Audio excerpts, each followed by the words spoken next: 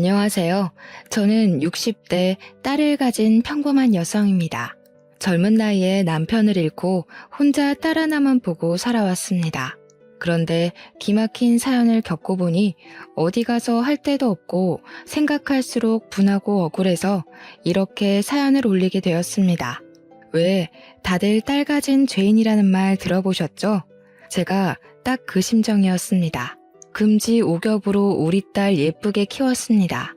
남편이 없으니 어디 가서 홀대받지는 않을까 더 신경 써서 키웠다고 생각하고 좋은 것, 좋은 옷, 그리고 공부도 곧잘해서 대학까지 보내니 정말 세상 남부러울 게 없었습니다.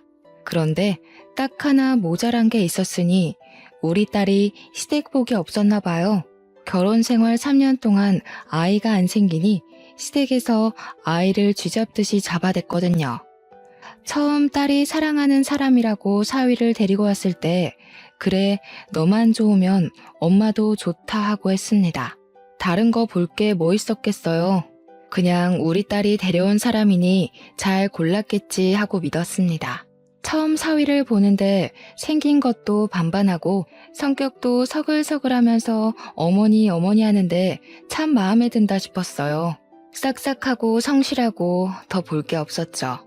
사위에게 물어보니 그 집도 어릴 때 아버지가 돌아가셔서 홀어머니 밑에서 자란 터라 서로 잘 맞겠지 싶기도 했어요.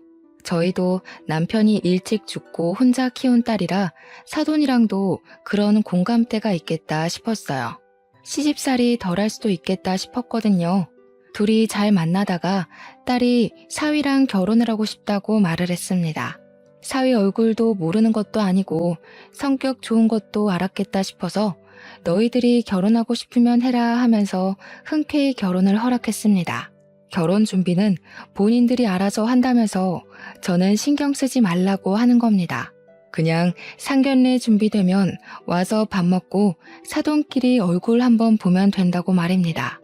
본인들이 알아서들 착착 준비하는데 얼마나 기특하던지 저는 알았다고 했습니다. 딸과 사위는 작은 한정집 집에서 상견례를 준비했습니다. 아담한 한옥이 운치 있고 참 좋더라고요. 기분 좋게 안으로 들어가서 앉았습니다. 사돈이 되실 분은 아직 오시지 않았더라고요. 잠시 후 식당의 창호지 문을 열고 들어오는 사돈의 분위기가 참 범상치가 않았습니다. 젤을 발라 번들거리는 머리를 쫙 틀어올리고 옷은 개량 한복을 입고 있었어요. 꼭 만신이셨던 저희 할머니 느낌이 드는 겁니다. 그쪽 일을 하시나 속으로 생각을 했어요. 사위한테는 한 번도 그런 이야기를 들어본 적도 없었던 저는 적지 않게 당황을 했습니다. 사위에게 어머니는 작은 가게를 운영한다고 들었거든요. 간혹 다른 일을 하면서도 신내림을 받는 사람도 있다고 알고 있기에 그런가 보다 생각했습니다. 저는 일어나서 예비 사돈께 깍듯이 인사를 했습니다. 말을 붙여보니 전혀 그쪽으로 일을 하시는 분이 아니시더라고요. 작은 가게를 최근에 접고 그냥 친구들과 여행을 즐기신다고 하더라고요. 운치 좋은 곳에 가서 맛있는 것도 먹고 이야기도 하고 한다는 겁니다. 그냥 취향의 한복을 입으시나 했습니다. 그런데 사람을 보면 첫 느낌이란 게 있잖아요. 그 느낌을 지울 수가 없는 겁니다. 뭔가 뒤에 있는 것 같은 찝찝함이 들었습니다. 저도 조금이나마 만신의 피가 섞여서인지 간혹 그런 감을 느끼곤 했습니다. 왜 사람 촉 좋은 사람들이 있다고 하지 않습니까? 바로 그게 저거든요. 그래서 계속 이렇게 안 좋은 느낌으로 의심하는 것보다야 확실하게 물어보는 게 좋겠다 싶어 사위를 불러 물어보았습니다. 모르는 것보다야 아는 게 좋다고 생각했었고 혹시라도 그쪽 일을 하신다면 제가 주의할 점이 있을 것 같았거든요. 그래도 사돈 어른인데 무슨 일을 하는지는 정확하게 알고 넘어가면 좋겠다 싶었어요. 저는 넌지시 어머님이 만신 일을 하느냐 하고 물어보니 사위는 제 말을 듣더니 절대 아니라고 벌쩍 뛰더라고요. 자신은 점 같은 거 믿지도 않을 뿐더러 좋아하지도 않고 어머님도 그쪽하고 아무 관련이 없다는 겁니다. 그쪽으로 일을 하신다고 해도 상관없다고 했죠. 저희 집도 윗대 할머니께서 만신을 하신 터라서 그냥 물어봤다고 했어요. 그래도 즐겁하기에 저는 사위의 손을 잡고 걱정하지 말라고 다독였습니다. 하지만 감이 이상할 때 좀 더 알아볼 걸 그랬습니다. 그래도 살아온 세월로 느끼는 감이란 게 있는 건데 왜 그렇게 대충 물어보고 놓쳐버렸는지 나중에 후회하게 될 줄 누가 알았겠어요. 딸은 사위와 무사히 결혼도 하고 작은 아파트를 얻어 둘이 오손도손 정말 잘 지냈습니다. 사위도 지극정성으로 딸을 챙겨주는 모습에 결혼 잘 시켰지. 그래 둘이 죽고 못 사는데 사랑하는 사람이랑 시켜야지 하고 안심하고 지냈습니다. 그런데 그렇게 잘 지내던 딸 부부에게 문제가 생긴 건 딸이 결혼한 지 3년 차에 일어났습니다. 결혼한 지 꽤 되어도 아이가 안 들어서니 딸도 스트레스를 받는지 얼굴이 점점 안 좋아지는 겁니다. 넌지시 딸에게 피임하고 있냐고 물어봤습니다. 그냥 안 생기는지 아니면 일부러 안 갖는 건지는 알아야겠다고 생각을 했으니까요. 딸은 피임을 안 했다고 하더라고요. 그때부터 저도 걱정이 되기 시작했습니다.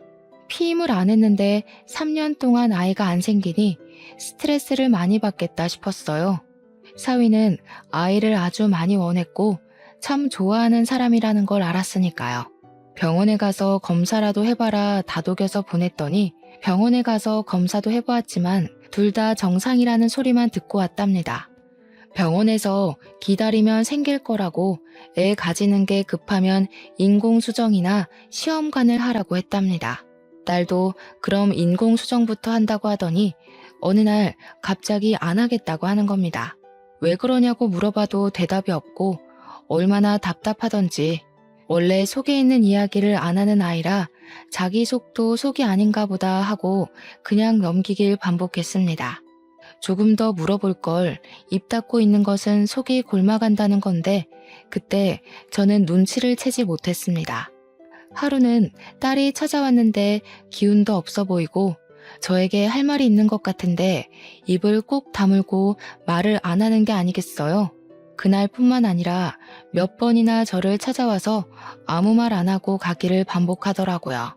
무슨 일이 있냐 하고 다시 물어봐도 역시 아무 대답을 안 하는 겁니다.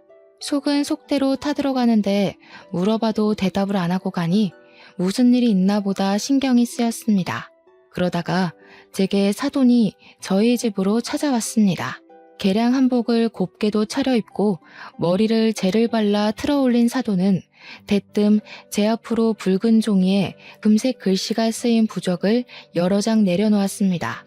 사돈어른, 이것을 한 장은 이불 안에, 그리고 한 장은 천장 위에, 그리고 한 장은 현관에 붙여두시고 나머지 한 장을 자시에 촛불 켜고 정화수 떠놓고 제발 딸아이 아이를 가지게 해주십시오. 빌고 나서 촛불에 태워서 부적가루를 정화수에 띄워서 드시면 됩니다. 저는 황당해서 두 눈을 동그랗게 떴습니다. 부적을 몸에 두르고 집에 붙이는 것도 찝찝한데 빌고 태워서 먹으라니 정말 거부감이 생기더라고요. 그것도 무슨 부적인지도 모르는 걸 말이죠.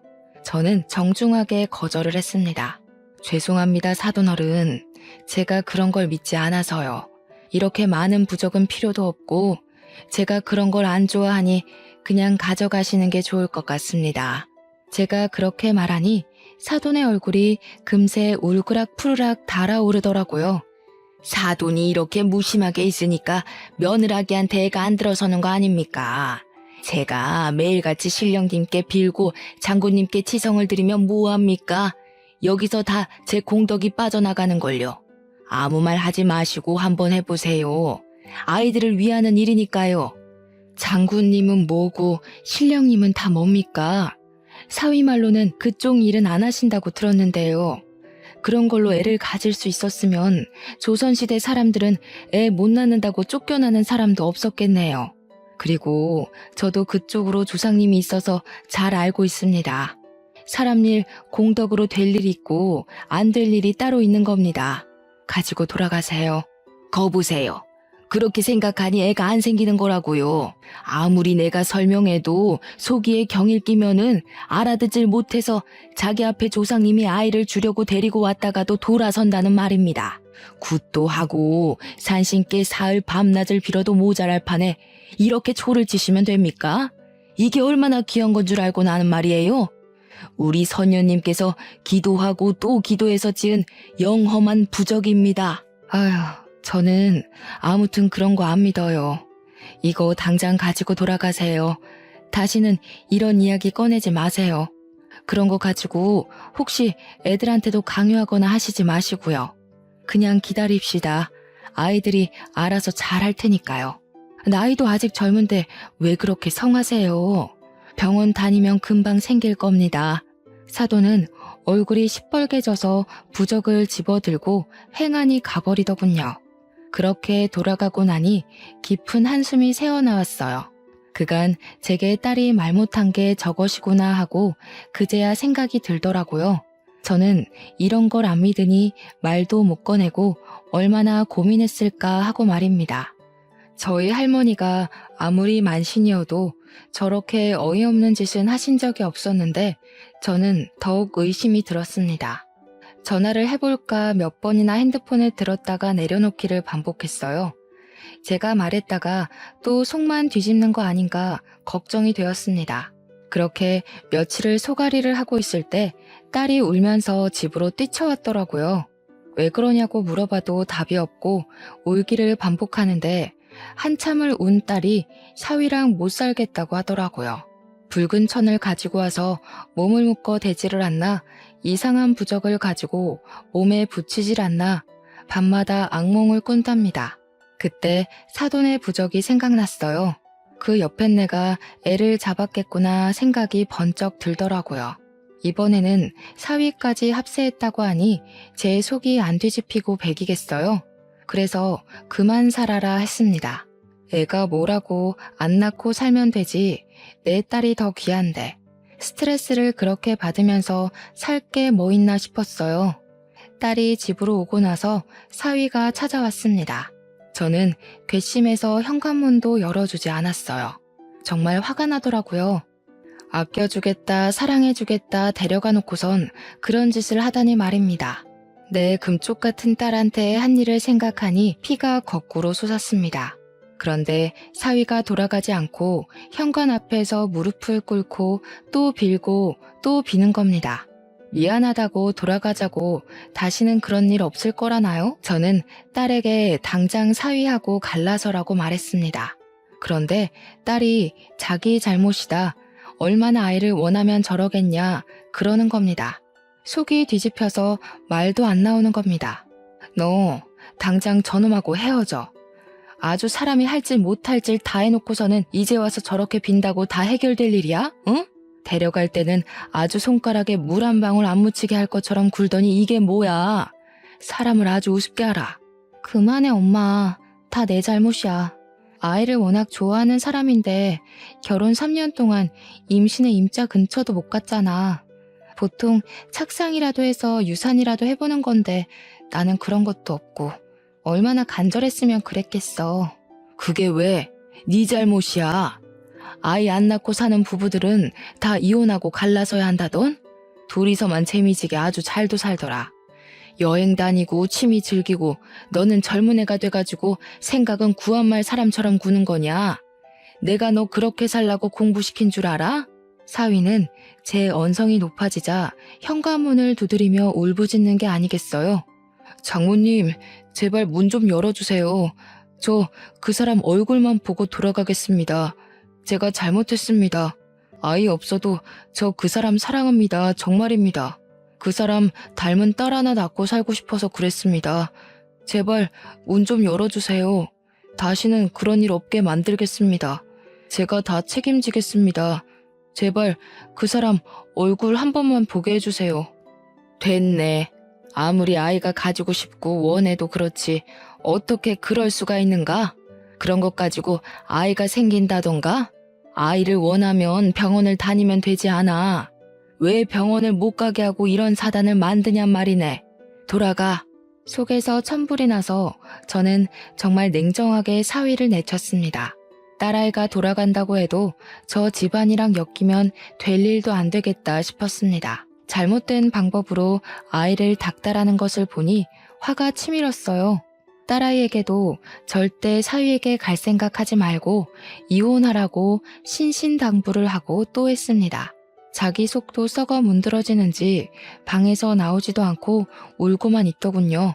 그렇게 울다가 딸아이는 잠을 자고 또 잤습니다. 사람을 얼마나 들들 볶으면 사흘 밤낮을 잠을 자는지 안쓰럽고 가여워서 자고 있는 딸아이의 머리를 쓸고 또 쓸었습니다. 일단 딸아이가 심적으로 안정을 되찾으면 바로 이혼하라고 다시 말할 생각이었습니다. 딸아이야, 사위와 한 입을 덮고 살았으니 독한 맘 먹고 못 꺼내낼 수 있지만 저라도 독한 맘을 먹고서 이 결혼을 끝내야겠다고 생각을 하고 있었으니까요. 하지만 일이 사람 뜻대로 되나요? 그날은 딸을 몸보신 시켜야겠다는 생각으로 멀어도 그날 잡은 소를 파는 시장으로 가서 고깃감을 사왔습니다. 뼈는 폭 고아서 사골 해먹이고 고기는 딸아이가 좋아하는 갈비를 할 생각이었거든요. 집 현관문을 열고 들어왔는데 집안이 난장판이 되어 있는 겁니다. 누가 도둑이 든 것 마냥 어질러진 집안을 보고 놀라서 딸아이 방을 벌컥 열었습니다. 하지만 그곳에 딸아이는 없었습니다. 너무 놀라서 손이 덜덜 떨리는 게 아니겠어요? 빨리 핸드폰을 찾아서 딸아이에게 전화를 걸었습니다. 하지만 받지를 않는 겁니다. 몇 번을 해도 딸도 사위도 전화를 받지 않았습니다. 순간 경찰에 신고를 해야 하나 아니면 기다려봐야 하나 별별 생각이 머릿속에 스치더군요. 하지만 이렇게 집이 어질러진 것을 보고 가만히 기다리고 있을 수만은 없었습니다. 그때 딸에게 짤막하게 단문의 문자가 왔습니다. 엄마, 나 집으로 돌아갈게. 걱정하지 말라고 말입니다. 그것을 보고 억장이 무너져 내리는 겁니다. 다시 그 집으로 기어 들어가다뇨. 시장 봐온 것을 다 내동댕이 치고서 밖으로 나가 택시를 잡아 탔습니다. 딸아이 집이라도 가봐야겠더라고요. 딸아이 집에 도착해서 현관문을 두들기니 딸아이와 사위가 얼굴을 빼꼼 내밀면서 밖으로 나오더군요. 입가에 미소까지 띠면서 말입니다. 저는 딸의 손을 잡고 집으로 돌아가자 설득을 했습니다. 너 여기서 뭐 하는 거니? 그 꼴을 당하고도 다시 돌아온다는 게 말이나 되는 일이야? 어서 나랑 같이 집으로 돌아가자. 딸은 고개를 푹 숙이더군요. 손을 꽉 쥐고 작게 웅얼거렸습니다. 죄송해요, 엄마. 아무리 생각해도 지금 이혼은 아닌 것 같아요. 다시 그 사람이랑 시작하고 싶어요. 그 사람도 다시는 그런 짓 안 한다고 저한테 싹싹 빌었어요. 우리 다시 아이 가져보기로 약속도 했고, 저 아직 그 사람 사랑해요. 저 그 사람 없으면 못 살 것 같아요. 그 말을 듣는데 애간장이 녹아내리더라고요. 이 못난 거사, 지금 그걸 말이라고 하니? 다시는 그런 일 없을 거라고 어떻게 보장을 하니? 당장 돌아가자. 어서 이 집안이랑 인연을 끊어야 네가 살지. 안 그러면 말라 죽을 거야. 어서 돌아가자, 어서.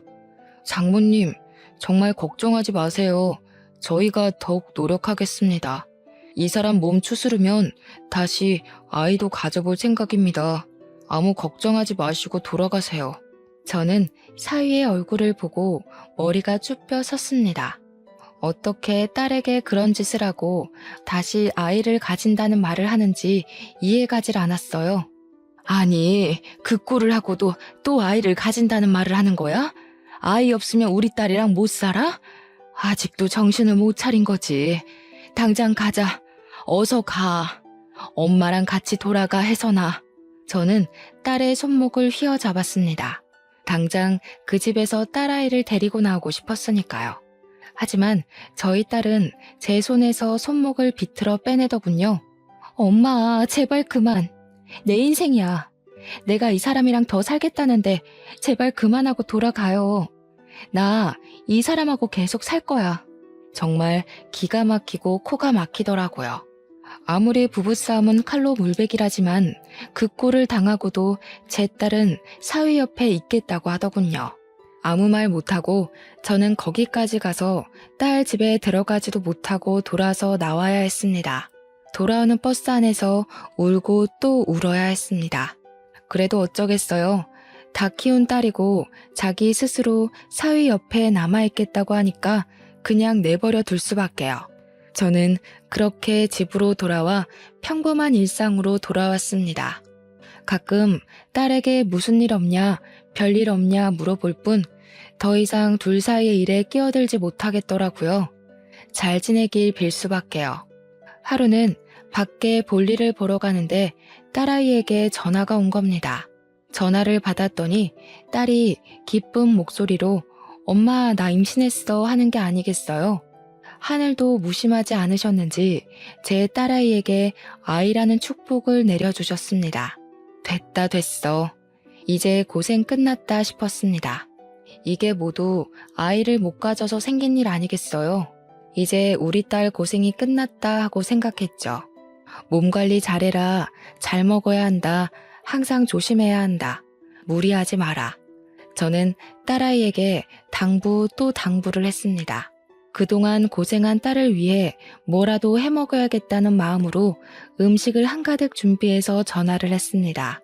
특별히 산모와 태아에게 좋다는 보약도 지었죠. 혜선아, 엄마야. 엄마 지금 갈게. 지금 집에 있는 거지? 엄마가 너 좋아하는 장조림이랑 깻잎김치랑 산모랑 태아에게 좋다는 보약까지 지어가니까 조금만 기다려. 무리하지 말고. 알았지? 안 돼. 엄마 오지 마. 지금 밖이야. 그러니까 와도 나 없어.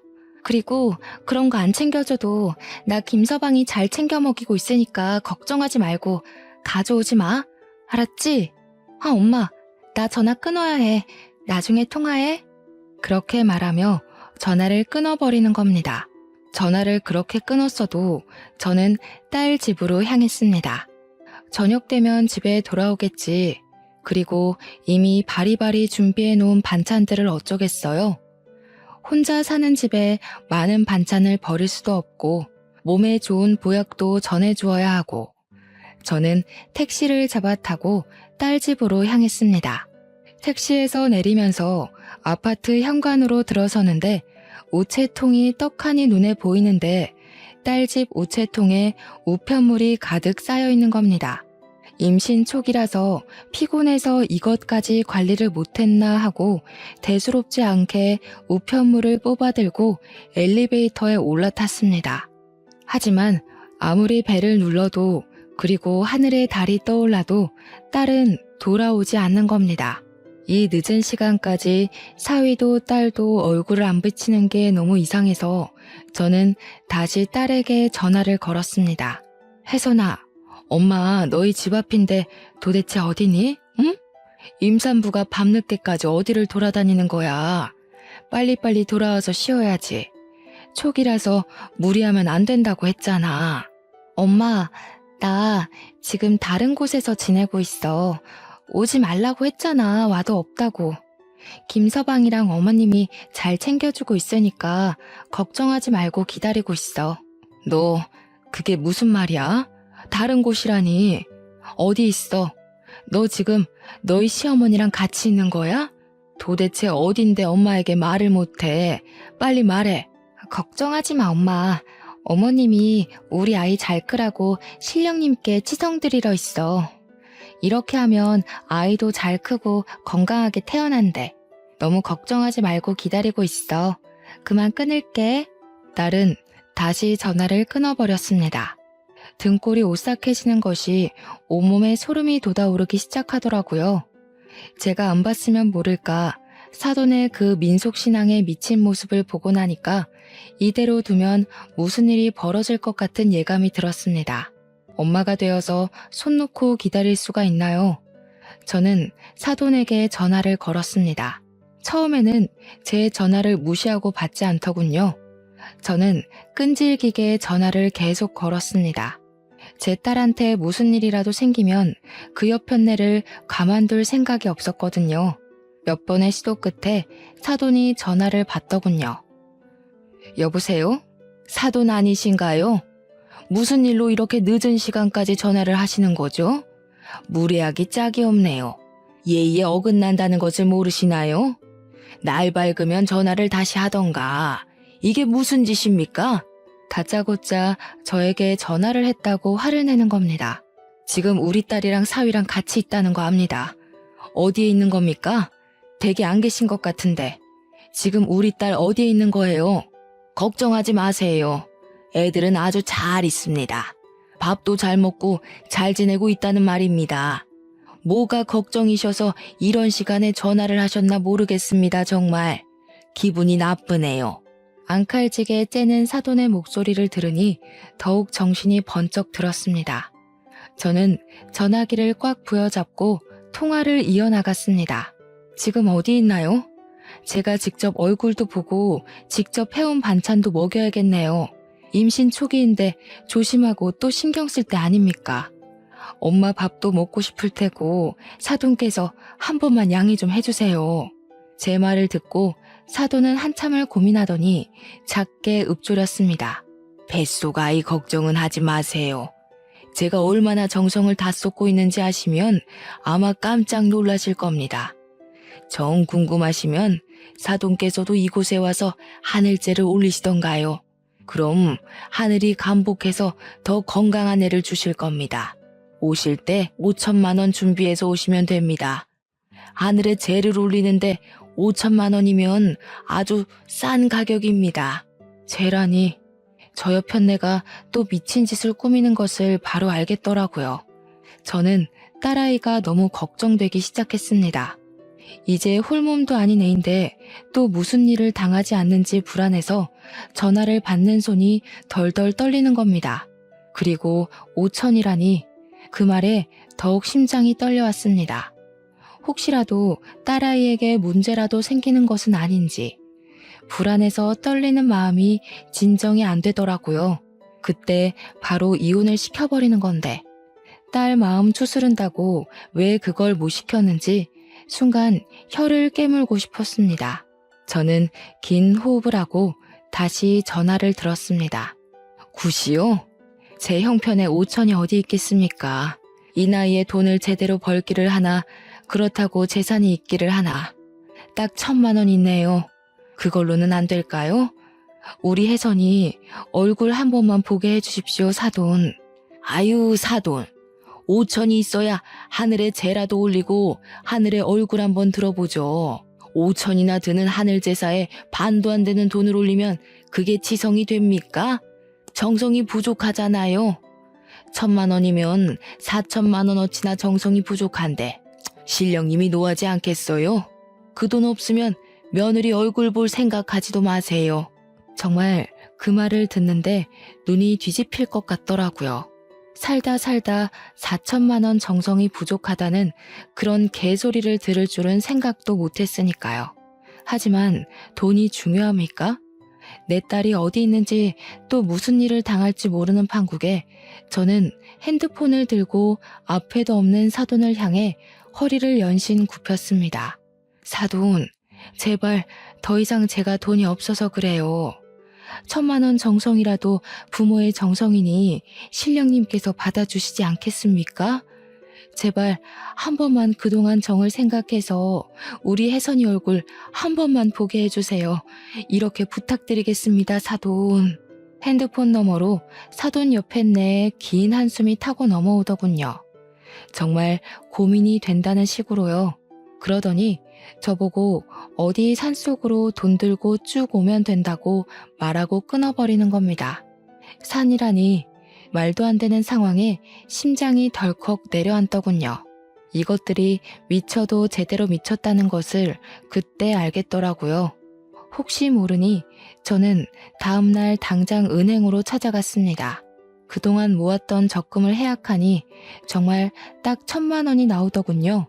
그 돈을 5만 원짜리로 바꿔서 비닐에 싸고 또 쌓아서 가방에 꼭 담아서 품에 꼭 안았습니다. 이 돈은 어쩌면 제 딸을 살릴 돈이라고 생각을 했습니다. 일단 사돈이 시키는 대로 그 산을 찾아갔습니다.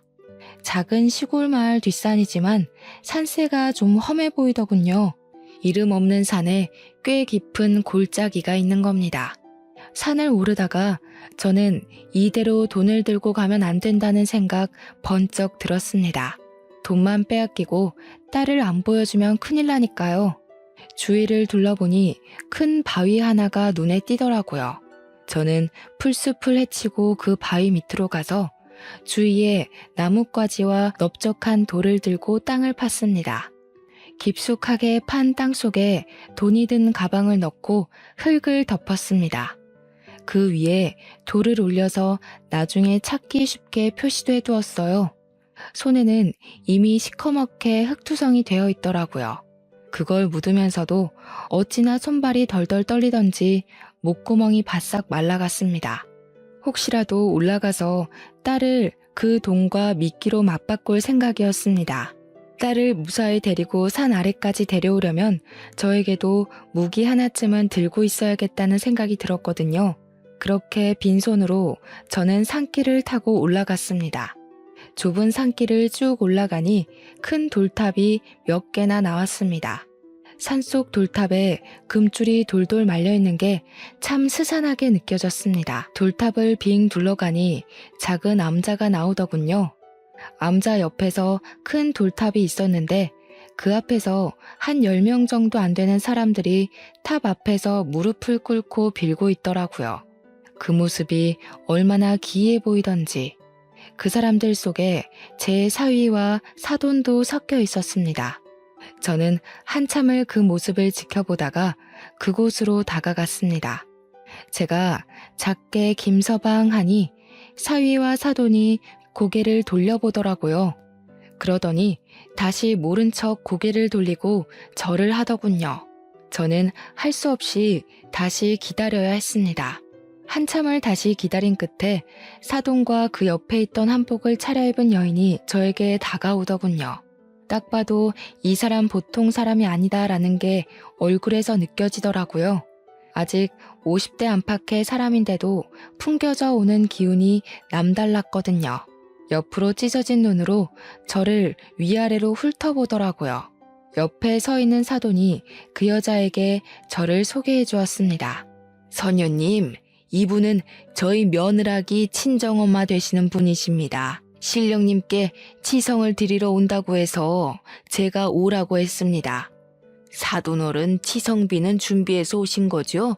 이리 주세요. 저는 손을 뒤로 꼼지락거리며 사돈과 그 여자를 번갈아 쳐다보았습니다. 일단 우리 혜선이 얼굴 보면 드릴게요. 우리 애 어디 있나요? 아까 김서방이랑도 같이 없는 것 같던데. 우리 딸 어디 있는 거예요? 얼굴부터 보여주세요. 일단 지성비부터 주시면 보여드릴게요. 이리 주세요. 며느리는 아주 잘 지내고 있으니까 돈부터 주세요. 그래야 딸아이 얼굴을 보여드릴 수 있어요. 돈부터 달라는 말에 심장이 덜컥거렸습니다. 안 주면 안 보여주는 거 아니야? 설마 나를 이대로 내쫓는 거 아니야? 하는 생각이 번쩍 들었습니다. 하지만 어미가 돼서 그곳까지 가서 어떻게 딸 자식 얼굴도 안 보고 오겠습니까? 처음부터 안 가면 안 갔지 그럴 수야 없었죠. 저기 산 밑에 두고 왔어요. 일단 애 얼굴부터 보여주시면 제가 가서 들고 올게요. 얼굴부터 보여주세요. 우리 혜선이 어디 있습니까? 제 말에 사돈의 얼굴이 시뻘겋게 달아오르더라고요. 그게 말이나 되는 소리입니까? 지성비를 두고 오다니요. 거짓말 치는 거 다 알아요. 돌아가세요. 아무리 딸 얼굴 보고 싶어도 그렇지. 이곳이 어떤 곳인지 알고 그런 거짓말을 짓거리는 겁니까? 그동안 저희가 얼마나 정성을 들였는데 부정이라도 타면 어쩌려고요? 저는 땅을 파서 시커멓게 된 손을 내밀었습니다. 자, 보세요. 제 손 보고 그런 말 하세요. 제 딸 어디 있어요? 정말로 저 산 밑에 숨겨두고 왔다니까요. 1,000만 원이라도 받고 싶으면 내 딸 얼굴 보여달라고. 저는 그렇게 외치며 화가 나서 암자 안으로 뛰어들었습니다. 더 이상의 말싸움은 무의미해 보였습니다. 문을 벌컥 열고 들어간 남자 안은 사방에 오방색 천으로 둘러져 있었습니다. 살면서 이렇게 기괴한 곳은 처음이었어요. 예전에 텔레비전으로 본 전설의 고향이 머릿속에 떠오르더라고요. 온몸이 소름이 돋아오르는데 한쪽에서 딸이 저를 보고 엄마 하고 부르더라고요. 저는 그곳으로 달려갔습니다. 딸은 머리만 빼고 온몸이 붉은 천으로 똘똘 감겨 있는 게 아니겠어요? 저는 너무 놀라서 달려가서 딸의 묶인 몸을 풀었습니다. 지금 뭐 하는 짓이에요? 그러다가 애 떨어지면 사돈이 책임질 겁니까? 지금 애 떨어지지 말라고 저희가 치성제사를 드리는 중인 게 안 보이세요? 그렇게 신생아처럼 묻고 안정을 시켜야 뱃속의 아이도 제자리를 찾아가는 겁니다. 저는 할 말을 잃어버리고 딸의 몸에 감긴 천을 풀고 일으켜 세웠습니다. 일단 이 정신 나간 곳에서 나가는 게 먼저였으니까요. 딸은 엉엉 울고 딸의 바지에는 핏자국까지 살짝 비쳤습니다. 순간 정신이 아득해지더군요. 지금 이게 정상적인 걸로 보이세요? 아니 무슨 치성을 들이면 애를 이 지경으로 만드는 겁니까? 애 밑에 핏자국 안 보이세요? 어떻게 하면 애를 이렇게 꽁꽁 묶어놔요? 들어선 애도 잘못되겠네. 저는 사돈의 얼굴에 삿대질을 하자 사위가 저에게 다가와 제발 그러지 말라고 말리더라고요. 장모님, 제발 진정하시고 저희 이야기 좀 들어주세요. 아이를 위해서 한 일이에요. 얼마나 귀하게 얻었는지 장모님도 잘 아시잖아요. 사실 저희가 임신된 것도 저기 선녀님이 신령님께 치성을 드려서 된 거예요. 이번에도 잘 되라고 빌어주시는 거니까 제발 화 좀 푸세요. 이런 미친 것들을 봤나? 지금 이 상황을 보고도 내가 눈이 안 돌면 사람이야? 자네, 이제 다시는 내 딸 볼 생각 하지 말게. 데려갈 때 다시는 이런 짓 안 한다고 해놓고서 지금 이게 무슨 짓인가? 이리 나오게. 저는 앞에 있는 사위를 밀치고 딸의 손을 꽉 잡았습니다. 그러자 사위가 저에게 달려드는 게 아니겠어요? 저는 바로 앞에 보이는 불이 붙은 촛대를 사위에게 던져버렸습니다. 불이 붙은 촛대는 사위를 정확히 맞고 떨어졌는데 얇은 한복을 입은 사위의 몸에 불이 순식간에 붙기 시작하더군요. 얼마나 싸구려 천을 썼으면 그렇게 쉽게 붙는 건지. 사위가 대굴대굴 구르고 난리가 나니까 사돈이 아들을 눕혀놓고 불 붙은 곳을 발로 밟는 게 아니겠어요? 선녀라는 여자는 떠다 놓은 정화수를 사위에게 끼얹고 난리가 났습니다. 저는 그 난리를 틈타서 딸의 손을 꽉 잡고 그곳을 빠져나왔습니다. 밖에 있는 사람들도 불이 나자 허둥지둥 물을 뿌리기에 급급했습니다. 한참을 정신없이 그곳을 뛰어내려오는데 딸이 배를 움켜쥐고 주저앉더라고요. 하혈까지 한 상태이니 저도 더 이상 가는 것은 무리다 싶었습니다. 혹시라도 사돈이 쫓아올까 싶어서 옆 수풀 속으로 숨어들었습니다. 심장은 벌렁거리고 입은 바싹 타오는 게 딱 죽겠더라고요. 이대로는 안 되겠다 싶어서 주머니에서 전화기를 꺼내들었습니다. 경찰에 전화해서 자초지종을 말하니 알겠다고 하더군요. 잠시 후 산길에 경찰차가 도착하자 제가 손을 흔들었습니다. 경찰 두 분이서 오셨더라고요. 딸이 아프다고 하니 일단 암자가 아니라 병원부터 가자고 하시더군요. 가는 내내 그곳에서 벌어진 일 그리고 현재 상황을 경찰분들께 설명을 드렸습니다. 이야기를 들어보던 경찰분들의 표정이 미묘하게 바뀌더군요. 최근 지역에서 어느 선녀에게 굿사기를 당한 사람들이 있었는데 아마 그 사람인 것 같다고요. 정확한 거주 지역을 파악 못하고 있었다고 합니다. 저는 경찰분께 자세한 인상착의와 암자로 가는 길을 알려드렸습니다. 병원으로 가서 또 얼마나 울었는지 모릅니다. 딸이 화장실 갈 때 빼고는 그 줄에 묶여 있었다고 합니다. 일주일씩이나요. 뱃속의 아이는 이미 유산한 지 2, 3일 정도 되어 보인다고 하더군요. 너무 오랫동안 그 자세로 묶여 있었고 또 피가 돌아야 하는데 꽉 묶여 있는 통에 더 이상 착상을 유지하기 힘들었을 거라더군요. 얼마나 속이 상하던지 오열하는 딸을 보고 같이 한참을 울어야 했습니다.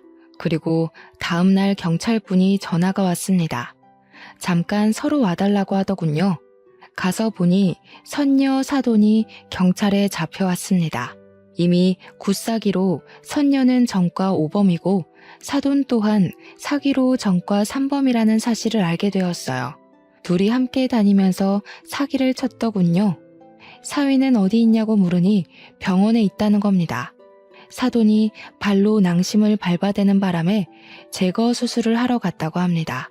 참 그렇게 아이를 원했으면서도 자기 아들의 대를 자기 손으로 끊어놓다니 참으로 사람 일 알다가 모르겠더군요. 전 이혼 서류를 들고 사위를 찾아갔습니다. 도저히 이대로 지켜볼 수 없으니까요. 당장이라도 이혼을 시켜야 한다고 판단했습니다. 이제는 그 집안이랑 정말 갈라서야 할 때니까요. 사위는 병원 침대에 누워있더군요. 쫙 다리를 벌리고 있는데 그렇게 사람이 못나 보일 수가 없었습니다. 병원에서 들은 이야기로는 밟힌 날 바로 병원으로 내원했다면 바로 보건수술을 할 수 있었는데 이 미친 사람들이 아들을 눕히고 다시 치성기도를 올렸다는 겁니다. 그것 때문에 골든타임을 놓치고 결국은 제거를 했다고 합니다. 정말 그 말을 듣는데 기가 막혀서 말이 안 나오는 겁니다.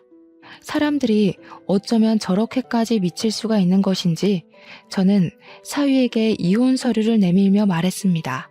김서방, 두말하지 말고 바로 내 딸이랑 이혼하게. 내가 그 꼴을 보고도 자네랑 우리 딸이랑 살게 두면 부모가 아닌 걸세. 당장 여기에 지장 찍어. 안 됩니다, 어머니. 이제 저는 다시는 아이를 가질 수 없는 몸이 되었어요. 혜선이 뱃속에 아이밖에 제 자식은 없습니다. 제발 이혼하라는 말 하지 말아주세요. 이제 정말 안 하겠습니다. 혜선이가 싫다면 다시는 절대 그런 일 안 할 겁니다. 이미 딸아이의 뱃속의 아이는 사라졌는데 뱃속 아이 타령을 하니 속이 뒤집어졌습니다. 사위를 향해 따귀를 날렸습니다. 사위는 저를 보며 붉게 달아오른 뺨을 손으로 짚더라고요. 혜선이 유산했어. 다 자네와 자네 어머니 때문에. 유산한 지 2, 3일이나 됐다네. 애를 그렇게 묶어두니 유산이 안 되고 배겨? 자식 잡아먹은 아비가 자식 걱정이라니. 앞으로 자네는 이제 평생 자식이 없네. 다신 그런 소리는 하지 말게. 당장 우리 딸이랑 이혼하게. 아니면 내가 자네도 고소할 걸세. 당장 여기에 지장 찍으란 말이야. 그래도 그동안 정이 있어서 이혼으로 봐주는 줄 알게. 사위는 꺼이꺼이 소리를 내면서 울더니 이혼 서류에 지장을 찍어주었습니다. 저는 한 대 뺨을 내리치려고 손을 들었다가 울고불고 난리를 치는 사위를 두고 그냥 밖으로 나왔습니다. 경찰분들이 저의 1,000만 원도 찾아다가 돌려주셨네요. 어찌나 감사하던지 손을 잡고 한참을 감사하다고 인사를 드렸습니다. 딸에게 왜 그때 집에서 사위에게 돌아갔냐고 하니 사위와 사돈 그리고 그 선녀가 와서 귀신을 씌운다고 협박을 하더랍니다. 엄마에게도 귀신을 씌울 거니까 곱게 따라가자고 했다네요. 그동안 악몽을 꿨던 탓에 안 따라갈 수가 없었답니다. 저는 딸의 손을 꽉 잡고 그 사람들에게는 그런 실력이 없는 사기꾼이라고 말해주니 저를 끌어안고 엉엉 울더군요. 얼마나 무섭고 힘들었을지 억장이 무너져 내렸습니다. 딸은 그 뒤 한동안 트라우마로 치료를 받아야 했습니다. 자식 잃어버린 게, 그것도 그렇게 어이없이 소중한 생명을 잃어버린 게 꼭 자신 잘못이라고 하더군요. 저는 딸에게 몇 번이나 괜찮다 다독이며 안심을 시켰습니다. 저 또한 아이 못 가진다고 타박하는 시댁에서 더 빨리 딸을 데려오지 못한 게 제 딸을 아프게 만든 것은 아닌지 몇 번을 곱씹고 또 곱씹어 속으로 삼키고 인내해야 했습니다. 저 일은 벌써 몇 년 전 일이 되었습니다. 참 인생은 새옹지마라는 말이 있잖아요. 그래도 딸은 잘 이겨내고 지금은 새로운 남자를 만나 아들 하나 딸 하나를 낳고 살고 있습니다. 하지만 제 딸은 과거의 일은 입 밖으로 꺼내는 일이 없습니다. 꼭 기억에서 지워버린 듯 그 몇 년의 시간은 절대 꺼내지 않더군요. 차라리 다행이다 싶으면서도 아직도 아파하는 것을 알기에 억장이 무너집니다. 남의 귀한 자식 피눈물 흘리게 하는 것들은 반드시 자기 눈물에서 피눈물 흘릴 날이 있다고 생각합니다. 뿌린 대로 거둔다는 말이 있잖아요. 천벌을 받아야죠. 여러분도 딸이 사랑하는 사람 데려오면 그 사람만 보지 말고 집안 어른들도 꼼꼼히 살펴보았으면 좋겠어요. 의심스러운 건 물어보고 확인하고 그래야 한다는 걸 마음 깊이 깨닫고 다시는 저 같은 실수 안 하셨으면 하는 마음에 이렇게 사연을 올립니다. 들어주신 여러분 정말로 감사합니다.